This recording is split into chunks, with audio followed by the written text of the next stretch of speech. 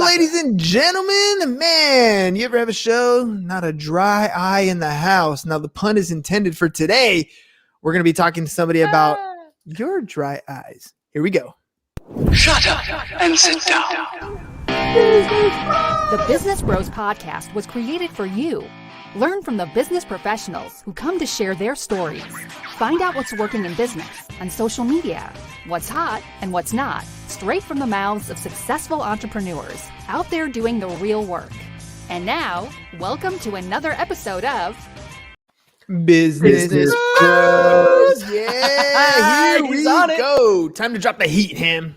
Here we go. All right, all you business pros out there. Before we jump into the show, just a quick reminder to please subscribe on whichever platform it is that you're listening to us on today. Give us a like, give us a follow, subscribe, and drop a review. Help other like-minded business owners find value from our awesome guests while we rise up in those podcast rankings. We'll sincerely appreciate every single one of you for it. And if you want to be a guest on the show, we'd love to have you on to learn from you as well. Go to www.businessbros.biz to schedule your time slot, and don't forget to follow us on all our social medias at Business Bros Pod. All right, everybody, we're so excited and so honored to bring yet another incredible guest to the Business Bros Pod. I love today's guest already. Who doesn't love a good play on words? Our guest today is more than a wordsmith. He is an eye doctor specializing and passionate about helping 1 million dry eye sufferers by 2030. Now, dry eyes may happen for a myriad reasons. Maybe you've developed dry eye after LASIK. Maybe you suffer from aqueous deficiency. Whatever the reason, our guest is here today to help you. And you can bet that you'll only get the best because our guest has a whole page on their website dedicated to what they believe, including integrity first, organic and natural products with fewer ingredients. The best products should win. And if you don't think you got the best, you should get your money back. And truly giving a damn. Speaking of giving, our guest has one hell of a story about giving back that won't leave a dry eye in the house. Bro stole my joke. Joining us today from I Love out of Austin, Texas. Welcome to the show, Dr. Travis Zigler. That's great. That's what I'm gonna say.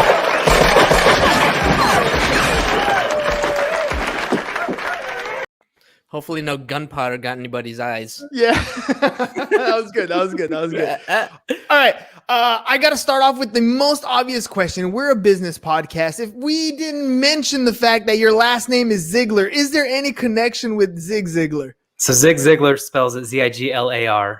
I spell it Zigler. So no relation, but I do have a fun fact over Zig Ziglar. His real name is Hillary. Oh, I didn't know that. That's a pretty... Yeah. All right. Dr. Travis. Do you prefer Dr. Travis, Dr. Zigler, or just Travis? You can call me Travis. That's fine. Sweet. Okay, Travis. So I want to start off with the basic question. Is a business podcast. So what is it exactly that you're selling? So we sell natural eye care products. So dry eye it affects over 40 million people in America today. And that's what we sell is we teach people how to heal their dry eye naturally. We teach them through diet, through exercise, through hydration. But then we also sell organic products that are in the bathroom. So face washes, eye creams, sprays, things that people don't think about when they think about dry eye that cause inflammation in the body. So that's what we sell. All right, I want to know about a little bit about your background, how you got into this space. People go to medical school and they specialize in all kinds of different stuff. Obviously, you went into eyes. Why this venture on building a business versus being in a medical practice? Yeah, so we started in a medical practice back in 2010 and 2011 when we both graduated, my wife and I, from optometry school. We practiced for about 4 years in a dry eye clinic, and then we felt the entrepreneur itch. So we did the 3 things you're not supposed to do. We quit our jobs in Columbus, Ohio. We moved to South Carolina, and then we started 2 practices. So we started 2 separate businesses. We wanted to open a pediatric practice, which is for kids, but God had other plans and he threw out geriatrics at us. And so we ended up seeing a lot of elderly folks which suffer from dry eye. In the meantime, we started a business online because I was a little bored with my practices because I went from seeing 5 patients an hour to seeing 1 per hour when we were starting up a new practice. So I was bored, started an online business called I Love, and we actually started out as a sunglass company, hence why the website is I Love the Sun. And then we morphed and pivoted into a dry eye company, which is what we are today. And that pivot occurred just because we were treating so much dry eye in our in our practice, and we were selling other people's products. And so then we started coming out with our own products, and then the online space took off even more, and we stopped practicing about 3 years ago. So that's kind of my last 10 years in a nutshell. Well, tell me more about that. Those things that you weren't supposed to do. So, I mean, you quit your job. What are you thinking? You I'm assuming you took on a lot of debt to get through medical school and those sorts of things. Like, walk me through that conversation you're having with your wife, where you have this stable income. You're working at least at a W-2 job where you know where the paycheck's coming in, and all of a sudden you're just gonna like decide to up and quit and do your thing. Walk me through that, and what was the feeling going on there? So the golden handcuffs are real. They're as real as they can get, because we were making close to $250,000 between the both of us. And this is W-2 income, straight to our bank account, not even having to worry about the stress of entrepreneurship. And each winter, it was miserable in Columbus because it's winter and it's cold. And we always wanted to move south because it's warmer. And each winter went by. The first winter, we're just like, what are we doing here? We're miserable. We don't like what we're doing. Second winter came by. We didn't like it again. And then finally that third winter hit, and we still had that same inkling to go somewhere else. So we're just like, rule of threes, let's get out of here. So that's when we decided to quit our jobs. And the funny thing is, like, I was scared to death to tell my uncle.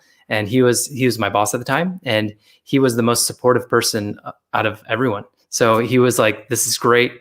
I wish I could have had the guts to move down south, but the furthest south I got was Columbus, Ohio. So Fine by me.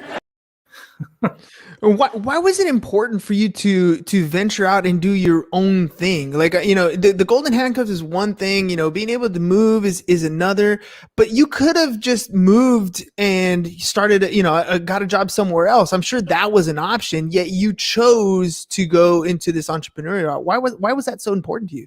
I think I've always been an entrepreneur. I can go back to the stories of the lemonade stand. I owned a lawn mowing company when I was in high school, and I was a partner. And so there's two of us, and we had about 6 lawns that we mowed, and we shoveled their driveways, did their leaves and everything. So that was kind of the start of my entrepreneur journey. But once an entrepreneur, you can't work for anybody else because you have ideas and they don't get implemented. And so you want to do your own thing. So that's kind of what pushed us to do our own thing and to get out of that W-2 income that, working for somebody else. We just didn't like it. All right. I'm assuming that you were married at the time. I'm assuming maybe you had children at that time. What's going through your head as you go off and venture in this thing? I mean, did you have like cash reserves? Did you have a plan in place, or was it like literally you just, went off the deep end and figured it out as you go? So yeah, we saved up about probably $50,000 in emergency fund, which is a pretty significant amount because we needed a down payment for the practice and to buy the practice. But we got a really good deal on the practice. We literally bought 2 practices for about $70,000, which is absurd and unheard of. And it was a practice that was on the decline, but we just had to turn it around. And so it was a challenge, but it was fun.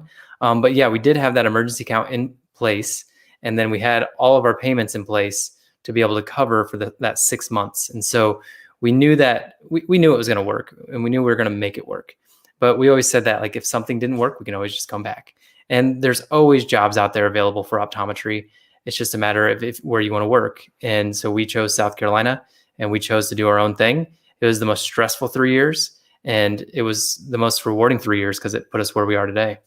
Well, tell me about this. I want to know the stress points, right? Because there's so many people out there, especially right now going through COVID, for example, and they may not have had Go Bucks, Ohio. There you go. OH. OH. And John went to the IO. University. Yep. Oh, there you go. Forgot about that. You Buckeye people.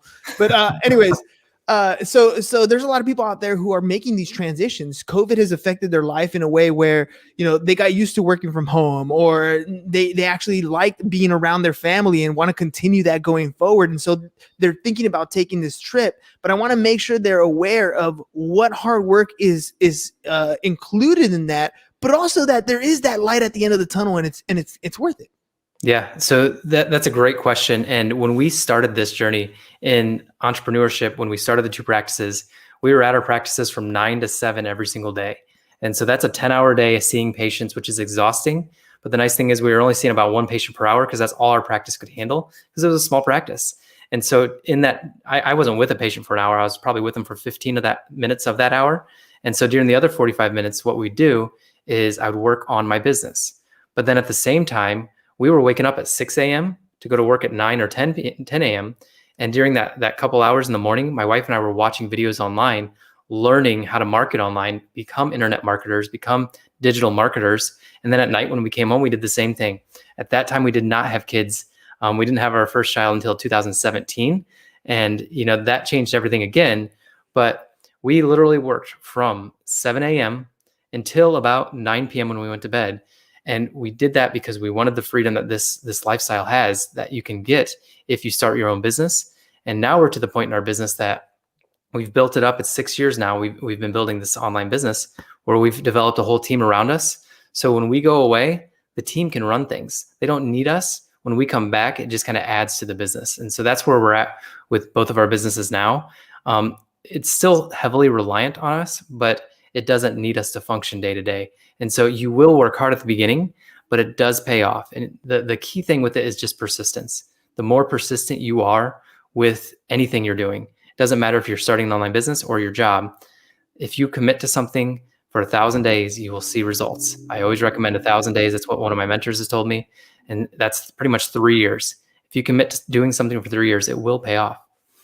I love that. That's exactly what we did when we committed to the podcast. I know where you're going with this. Exactly 3 years, right? And that was the same concept. It's the idea of the 10,000 hours, right? You become an expert after you've progressively been doing stuff. You don't know what you don't know.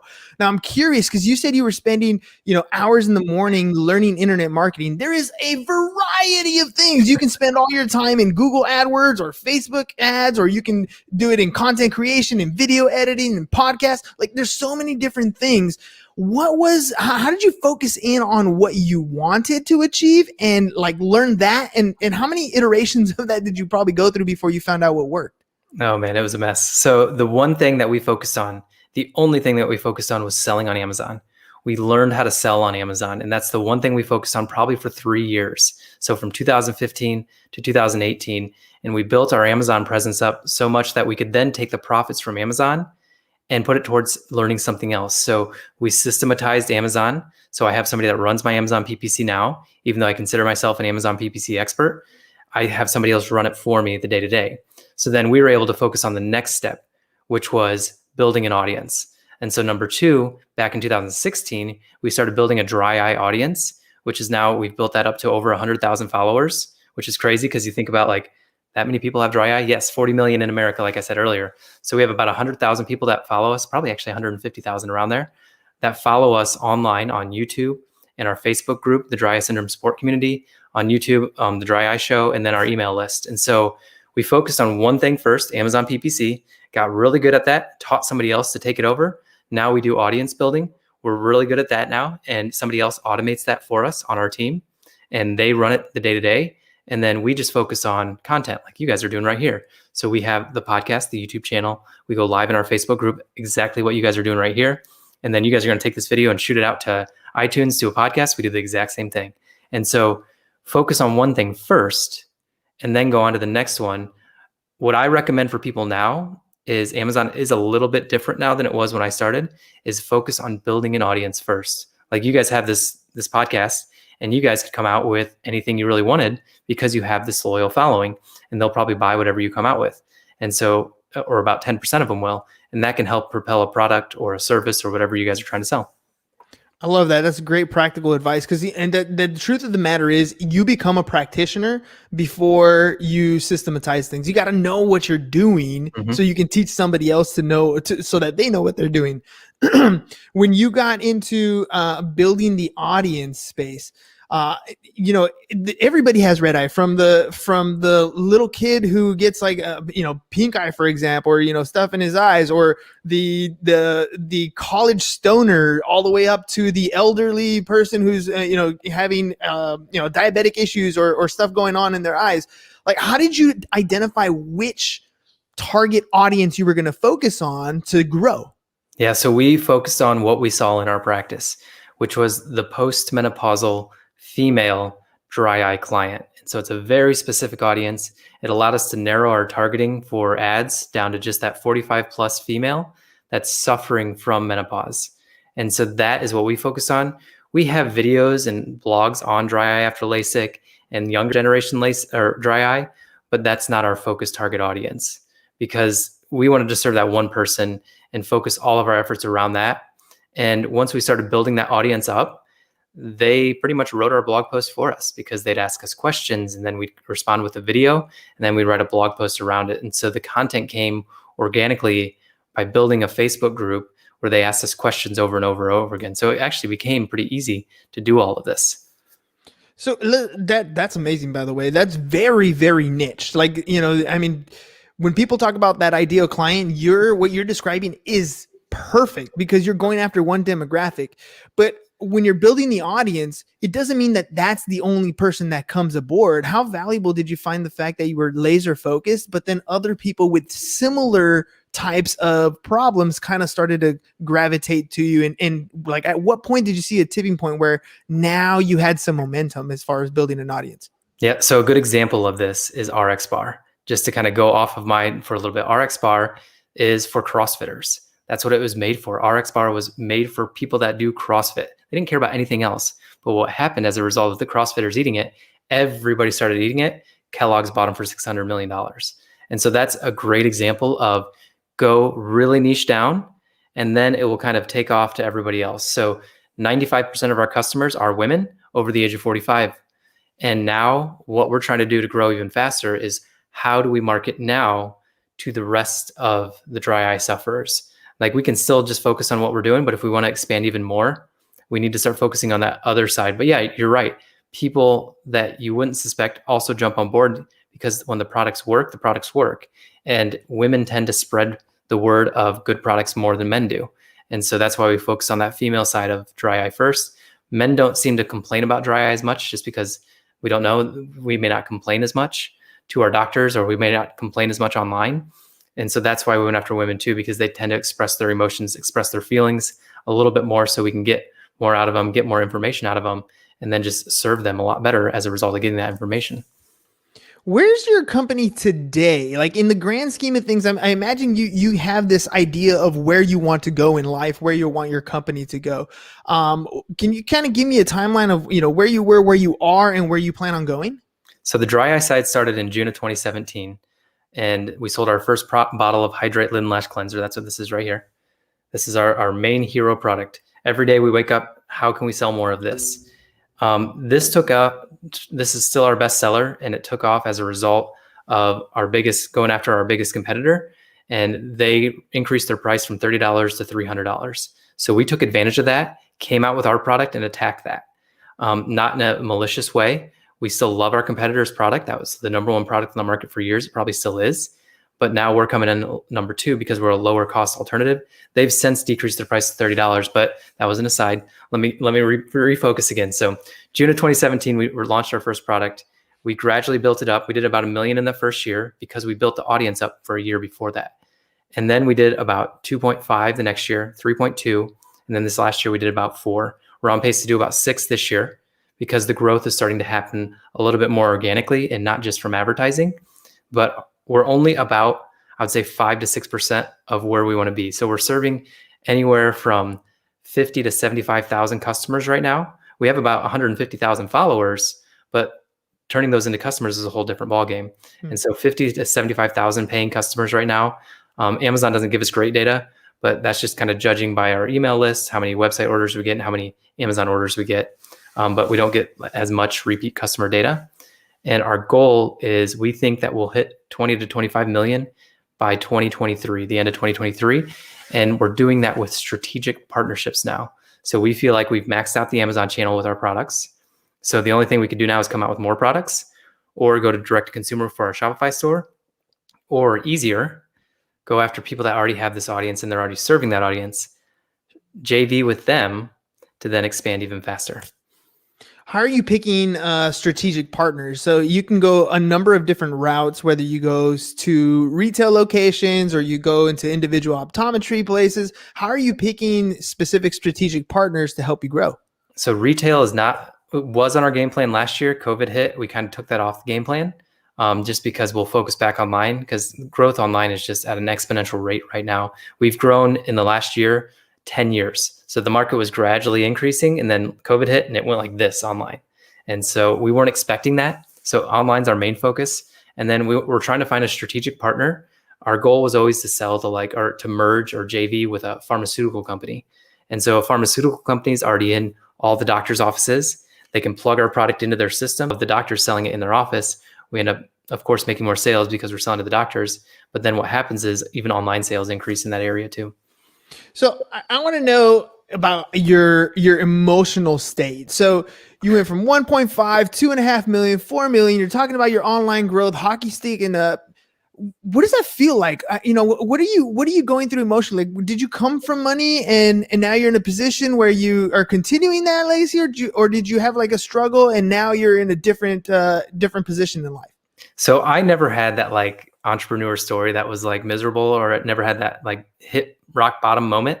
And it could be just the way I operate. I just don't feel that. But I came from a very middle-class family. My dad's been a car salesman for 51 years at the same dealership. So he taught me everything I know about loyalty, about sales, about really treating the customer well and serving them. And then everything else will follow suit. So just watching him work in his space, he doesn't try to sell you a car. He actually just tries to get to know what you need, which it's funny because we just went car shopping and we went to the Tesla dealership and they were just like, so what do you need this for? And I told them what I needed it for. We have a bigger family, so we need a bigger car. And then they're like, okay, what's the biggest reason you're not buying this? And it was because the range anxiety. And they answered, they pretty much debunked all my limited beliefs to buying a Tesla. I went to a Toyota dealership to look at the RAV4 hybrid. And literally all it was about, like we said, we wanted this one. And it was around $55,000. And all they did is try to talk us down in price. And I was like, this isn't what we wanted. We wanted this. And so he taught me how to listen. So that's kind of the working class kind of mentality that I came from. And, I went and became a doctor just because my parents one day said, why don't you think about becoming an optometrist? And I was like, okay. So I knew I wanted to go to med school. Med school was another 12 years. Optometry school is only another 4 years. So I went into optometry school and did that. What was the rest of your question? I'm sorry. I just like, no, that's great. That's great. I mean, that gives me a little bit of background. I want to know how you're feeling with that hockey stick. Yeah. So you came from a middle-class family and now all of a sudden your company's in the $4 million revenue marker. Like, how has that affected your life? How do you feel about that? Yeah. So the funny thing is, like, our revenue has always been increasing. And then we stopped focusing on what we believed in. So we stopped focusing on Amazon. We stopped focusing on building the customer or serving the customer. We just tried to focus on direct sales. We tried to get into a sales mode because everybody was telling me to do that. And our revenue dropped from 3.8 to 3.2. And our profit went to 2% margin. And so that was the worst year of my life. That was 2019. 2020, we fired our whole direct-to-consumer team, went back to focusing on Amazon, and went back to serving the audience.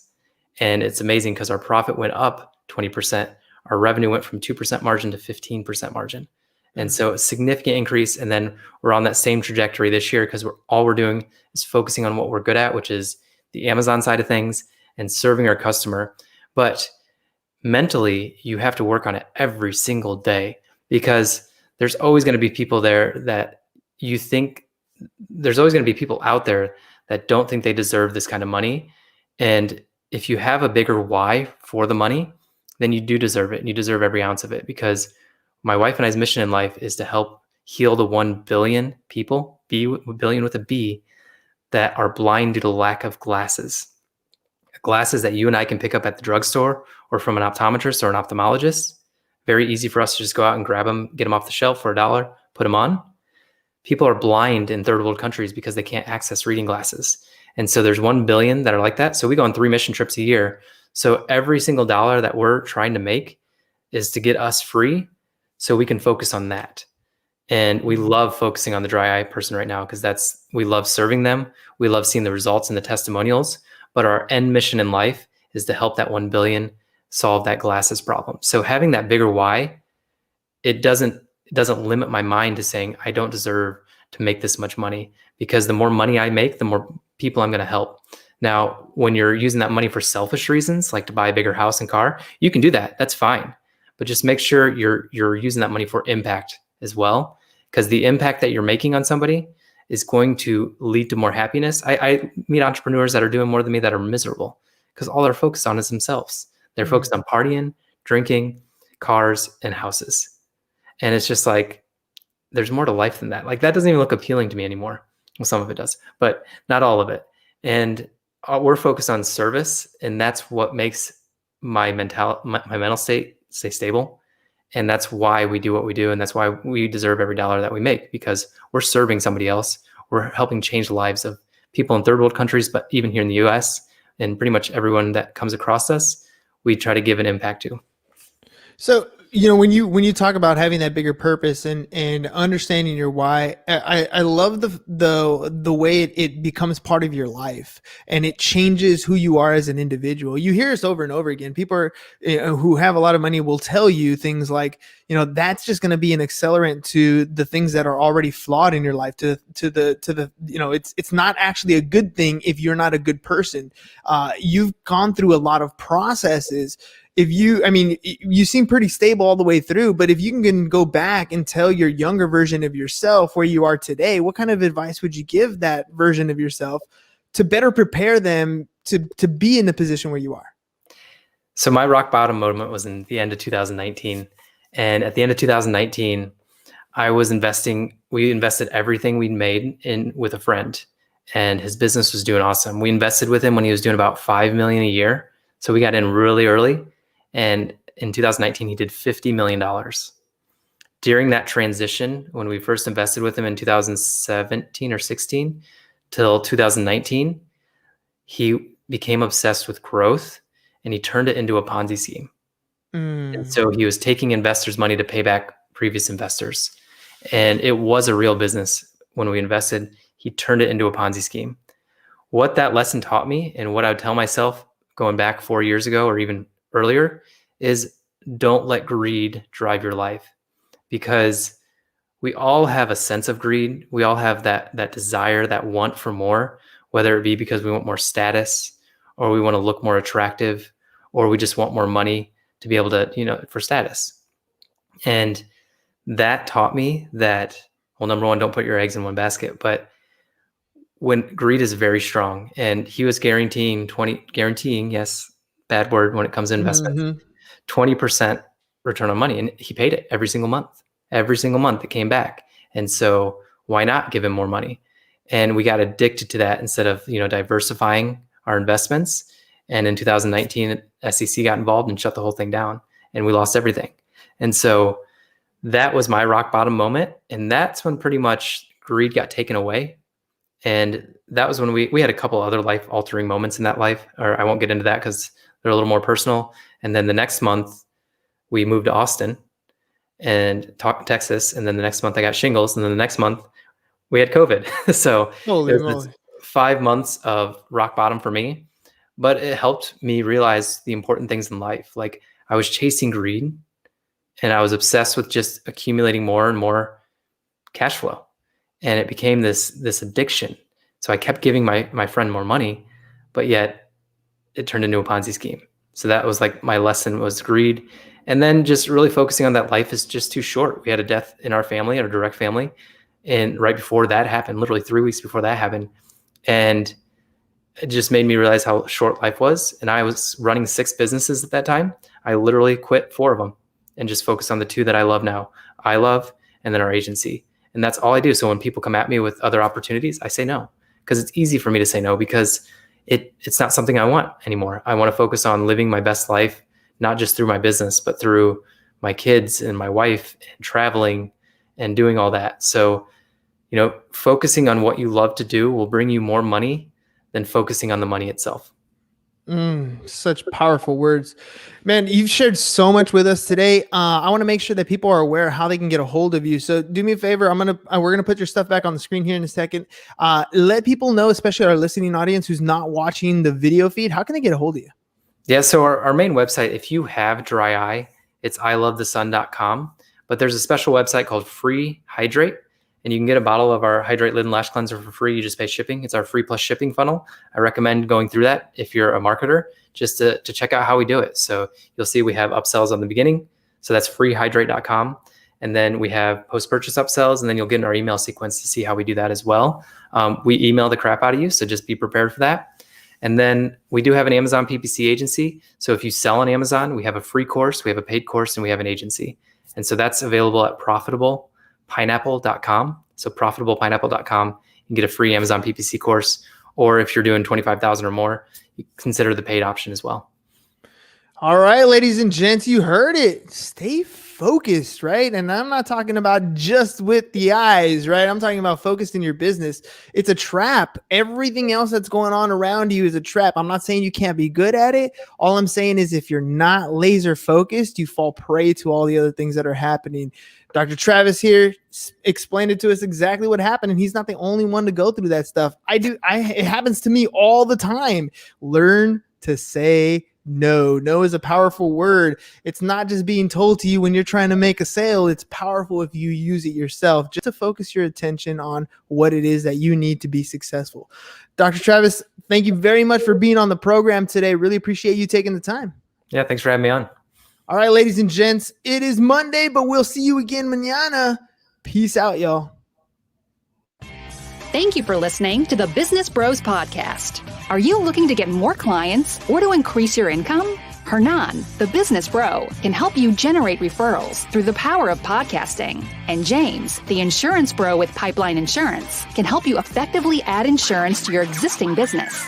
If you are ready to create wealth today and generational wealth for tomorrow, email businessbros@csfirst.com to schedule a free consultation.